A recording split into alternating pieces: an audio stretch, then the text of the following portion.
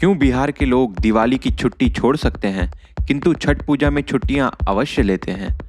कितना शक्तिशाली है ये छठ का पर्व? छठ में कौन सा तंत्र किया जाता है और इसका तांत्रिक महत्व क्या है? छठ पूजा से क्या आध्यात्मिक और आर्थिक लाभ होते हैं? इस वीडियो में ये सब चर्चा की जाएगी। ये वीडियो बहुत ही स्पेशल होने वाला है, इसलिए एंड तक जरूर देखिएगा। और यदि अभी तक आपने चैनल को सब्सक्राइब नहीं किया है तो सब्सक्राइब जरूर कर लें।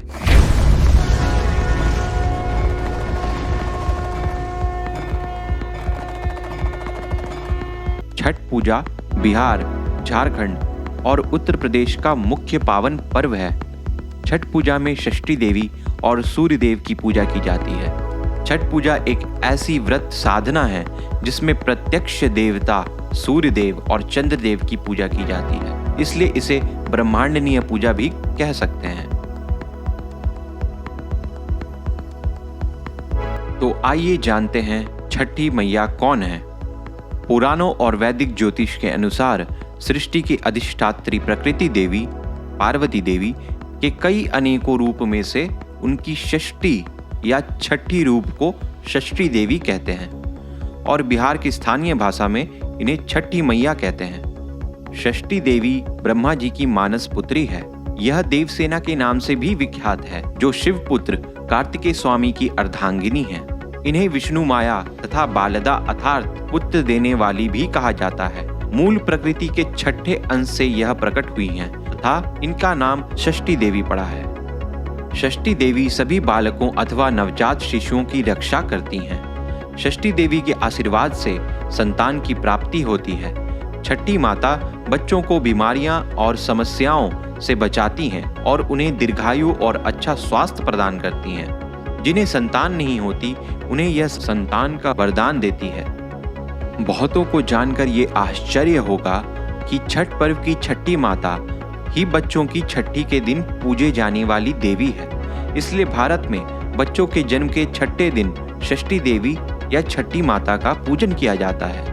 इसके बारे में यदि आप डिटेल वीडियो चाहते हैं तो कृपया कर कमेंट में लिखें। छठ पूजा प्रारंभिक वैदिक काल से चली आ रही है। पौराणिक मान्यता के अनुसार सृष्टि के प्रथम कल्प में प्रथम मनु शंभु के पुत्र राजा प्रियव्रत ने संतान प्राप्ति के लिए यज्ञ किया, जिसके फल स्वरूप उन्हें पुत्र की प्राप्ति हुई, किंतु दुर्भाग्य से वह शिशु मृत पैदा हुआ। इससे राजा और उसका परिवार बहुत दुखी हो गया। तब माता षष्ठी स्वयं आकाश में प्रकट हुई। जब राजा ने उनसे प्रार्थना की तब देवी ने उस निर्जीव बालक को अपने हाथों से आशीर्वाद दिया, जिससे वह जीवित हो गया।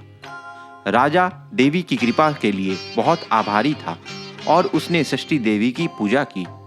ऐसी मान्यता है कि इस पूजा के बाद ही यह त्योहार विश्वव्यापी उत्सव बन गया। छठ पर्व का उल्लेख रामायण और महाभारत इन दोनों प्रमुख भारतीय महाग्रंथों में किया गया है। रामायण में जब श्री राम और सीता माता अयोध्या लौटे तो लोगों ने दीपावली मनाई और इसके छठे दिन राम राज्य की स्थापना हुई।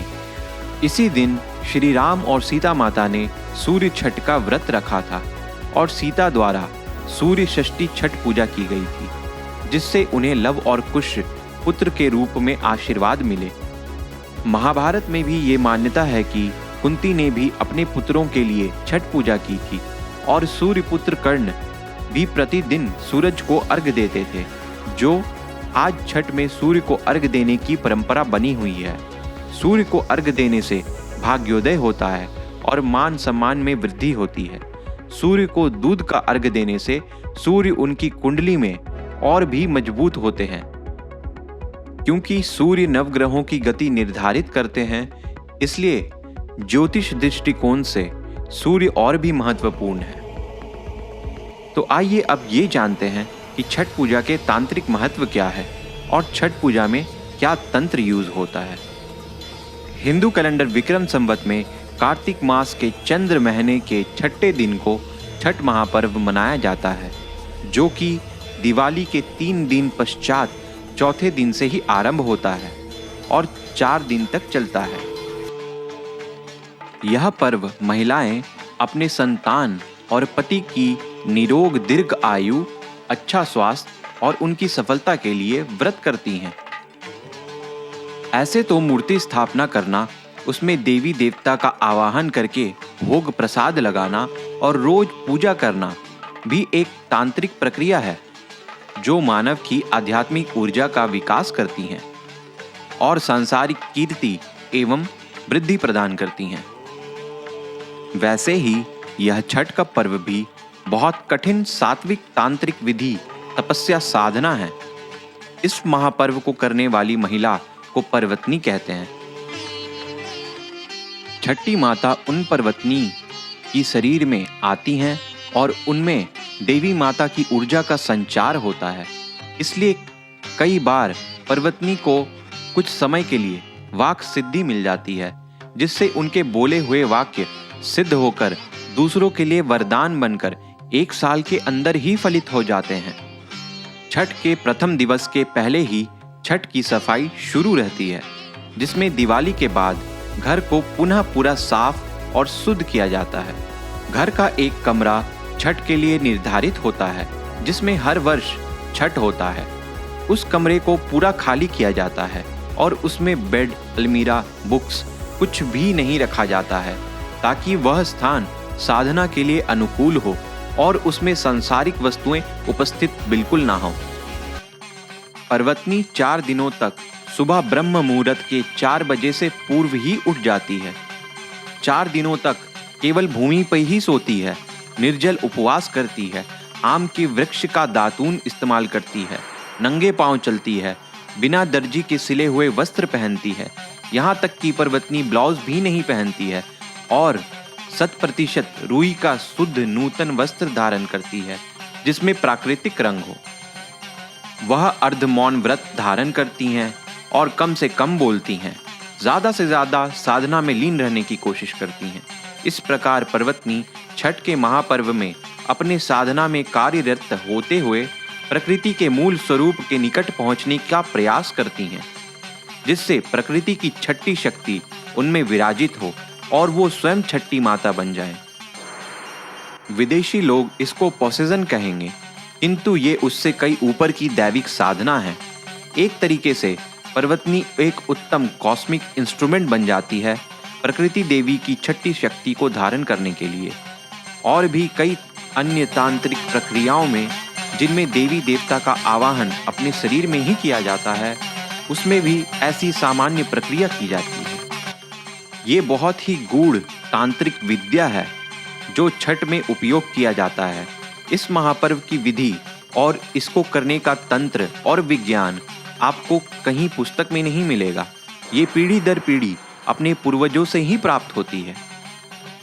देवी प्रकृति की छठी शक्ति का प्रभाव ऐसा होता है कि 4 दिनों के लिए ये महापर्व करने वाली पर्वतनी दिव्य हो जाती हैं तथा इनमें दैविक शक्ति का संचार होता है। इस सूर्य षष्ठी व्रत के पालन से शक्ति और ब्रह्मा दोनों की आराधना का फल मिलता है। मैंने अपने निजी जीवन में छठ की शक्ति का प्रभाव महसूस भी किया है और छठ के आशीर्वाद से अपने जीवन में कार्य संपन्न भी होते देखे हैं। एक अद्भुत घटना मैं आपको बताता हूँ, जिसमें मेरे एक नज़दीक के रिलेटिव में 70 वर्ष की माता जो अस्थमा से ग्रसित थी और कैंसर के लास्ट स्टेज में केमियोथेरेपी लेते हुए भी छठ करना नहीं छोड़ी थी। ऐसी स्थिति में, जिसमें सामान्य रूप से चलना, उठना और बोलना भी अत्यंत कठिन हो जाता है, उस तिथि में भी उन्होंने 4 दिनों का उपवास करके छठ का महापर्व विधि सहित संपन्न किया। अवश्य ही उनमें 4 दिनों तक छठी माता की ऊर्जा का संचार होगा जो उन्हें शक्ति देता रहा।